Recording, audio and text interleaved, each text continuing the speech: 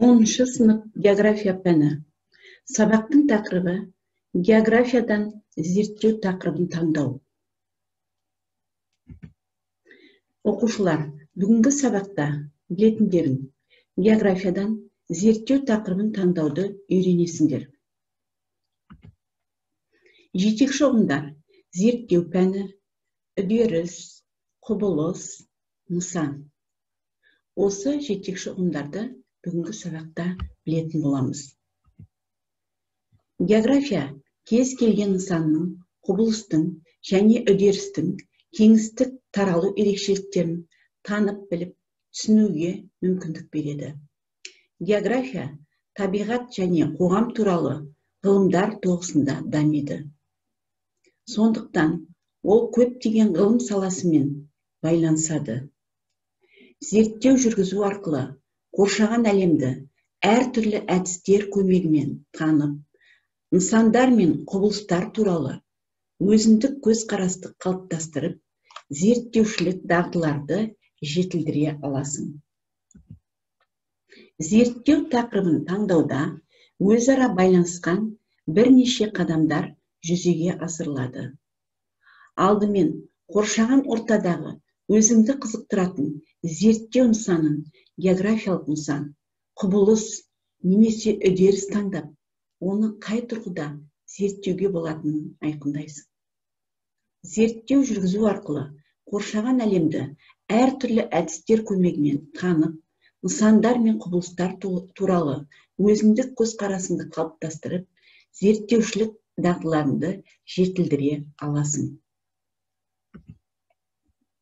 Енді зерттеу пәні деген не? Зерттеу пәні нысанның, құбылыс немесе үдерістің зерттелетін қырлары мен ерекшеліктері. Зерттеудің мақсаты зерттеушінің жоба бойынша жүргізілетін жұмысының түпкі нәтижесі. Зерттеу міндеттері: мұнда зерттеу мақсатына жету үшін жасалуы тиіс қадамдар. Зерттеу пәнін анықтау. Зерттеу пәнін анықтау үшін зерттеу нысанын қай қырынан қарағың келеді деген сұрақ туады. Зерттеу нысанын зерттегің келетін ерекшеліктері жатады. Зерттеудің мақсаты мен міндеттерін анықтау. Зерттеу барысында қандай нәтижеге жеткің келеді?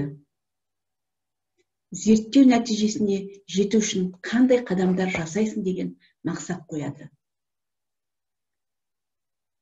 Зерттеу тақырыбын айқындау бұл зерттеу пәнінің мақсатқа сәйкес қарастырылуы, зерттеудің оқушы мүмкіндіктеріне нақты жағдайға сәйкестілігі. Зерттеу пәнін анықтау деген не? Мысалы, сен өзің тұратын жердегі кішігірім көлді зерттеу нысаны ретінде таңдадың делік. Географиялық бағытта зерттеуде бұл көлдің табиғат немесе экологиялық жағдайын, шаруашылықта пайдалану мүмкіндіктерін қарастыруға болады. Қай қырынан қандай ерекшеліктерін зерттегің келетінін айқындаған соң, сенің зерттеу пәнің айқындалады. Зерттеу пәні N көлінің физикалық географиялық жағдайлары деп анықталады. Зерттеудің мақсаты мен міндеттерін анықтау. Зерттеу мақсаты әдетте біреу болады. Онда нақты нәтиже мен оған жетуге қатысты зерттеушінің әрекеті көрсетіледі. Мысалы, зерттеу мақсаты N көлінің табиғат ерекшеліктеріне қатысты әдебиеттерге шолу жасау және жергілікті жерден жинақталған деректерді талдау негізінде көлдің физикалық географиялық жағдайларын сипаттау деп анықталуы мүмкін. Зерттеудің міндеттері құрылымда алу жағынан мақсатқа ұқсас, бірақ оның жеке бөліктері түрінде бірнеше тармақтарға бөлінеді. Мысалы, мақсаты біреу болса, міндеттері бірнеше тармақтардан тұрады. Зерттеу тақырыбын айқындау. Зерттеу тақырыбы зерттеу пәні мен мақсатына сәйкестендіріледі. Жоғарыда аталған мысалдар негізінде зерттеу жобасының тақырыбын Н көлінің физикалық географиялық сипаттамасы деп атауымызға болады. Тақырыпты айқындауда оқушының жас ерекшелігі мен зерттеу мүмкіндіктері, құрал жабдықтардың болуы және тағы басқа нақты жағдайға сәйкестілігі ескеріліп отырылады.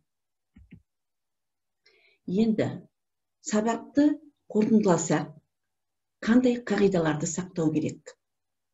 Зерттеу пәні айқындау үшін қандай қағидаларды сақтау керек? Біріншіден, зерттеу тақырыбын таңдау аса жауапкершілікті талап етеді. Мұғалімнің жетекшілігімен жүргізіледі.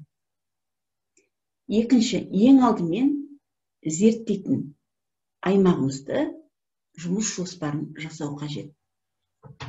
Үшіншіден, тақырыпқа сәйкес әдебиеттер мен зерттеу әдістері таңдалып, құрал жабдықтарды анықтап аламыз. Келесі, әдебиеттерге шолу жасалып, деректер жинақталады. Содан кейін барып, одан кейінгі кезеңде деректерді өңдеу мен талдау қорытынды жасалады. Енді осындай қағидаларды зерттеу пәнін ұйымдастырғанда осындай қағидаларды сақтау қажет.